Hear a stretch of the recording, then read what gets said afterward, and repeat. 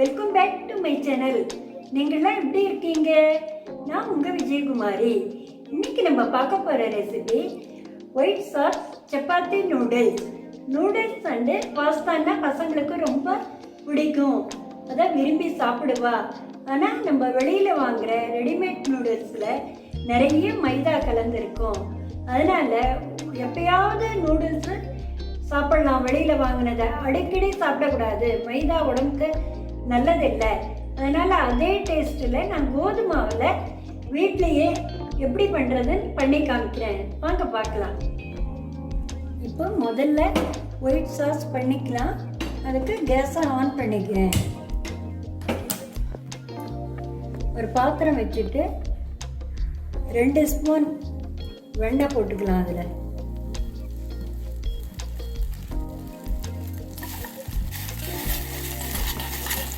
வெண்ணெய் கரைஞ்சி எடுத்து இப்போ 1 ஸ்பூன் கோதுமாவை கொஞ்சம் கொஞ்சமாக போட்டு கைவிடாமல் கிளறணும். இப்போ கோதுமாவை நல்லா கரைஞ்சி எடுத்து நான் 1/2 டம்ளர் பால் எடுத்துட்டுருக்கேன். அதை கொஞ்சம் கொஞ்சமாக விட்டு கலக்கிண்டே வரணும். ஃபுல்லாக விட்டுடாதீங்க, அந்த பதம் வர வரைக்கும் கொஞ்சம் கொஞ்சமாக விட்டு கலக்கணும்.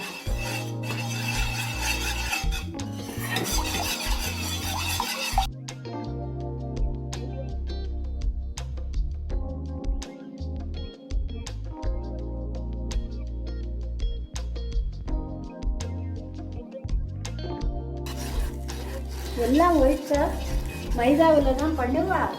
நான் மைதா இல்லாமல் கோதுமாவில் பண்ணுறேன். அதே டேஸ்ட்டு வரும், நன்னாவும் இருக்கும். இப்போ பாருங்கள், இது 5 நிமிஷம் நல்லா கிளறிண்டே இருந்தேன். இப்போ சாஸ் பதம் நல்லா வந்துடுது.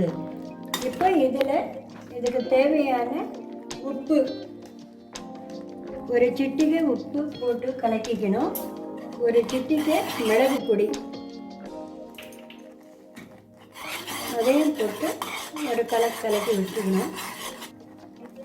சில்லி ஃப்ளேக்ஸு அதுவும் ஒரு சிட்டிகை போட்டு நல்லா கலந்து விட்டுடணும்.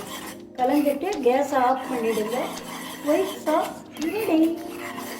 இப்போ நூடுல்ஸ் பண்ணுறதுக்கு 2 சப்பாத்தி பண்ணி வச்சுட்டுருக்கேன்.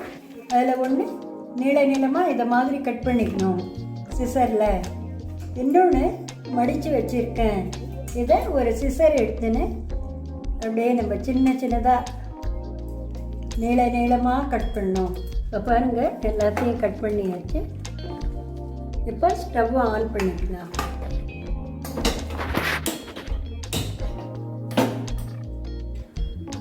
அதில் 1 ஸ்பூன் எண்ணெய் விட்டுக்கலாம். எண்ணெய் காஞ்சிடுத்து.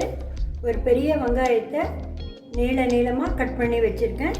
அதை எண்ணெயில் போட்டுக்கலாம்.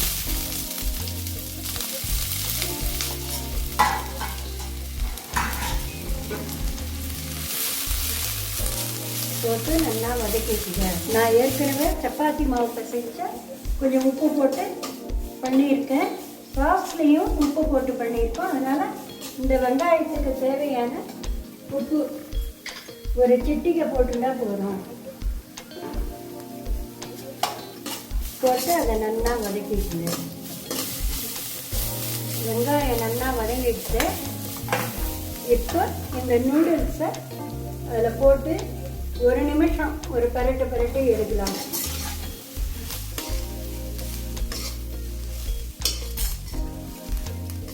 ஒரு நிமிஷம் நல்லா வதக்கிட்டேன்.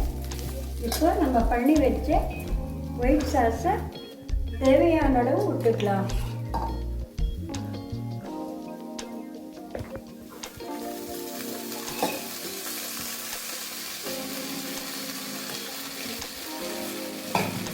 அதை விட்டு ஒரு பரட்டிக்கலாம்.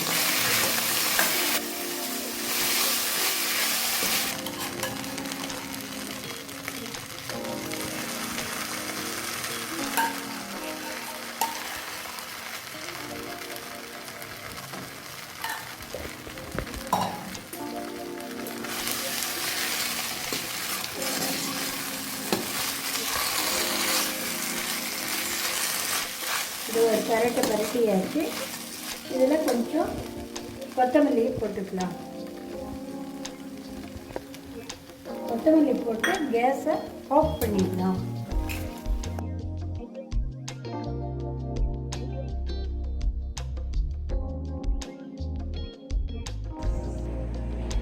சுவையான white sauce chapati noodles ready.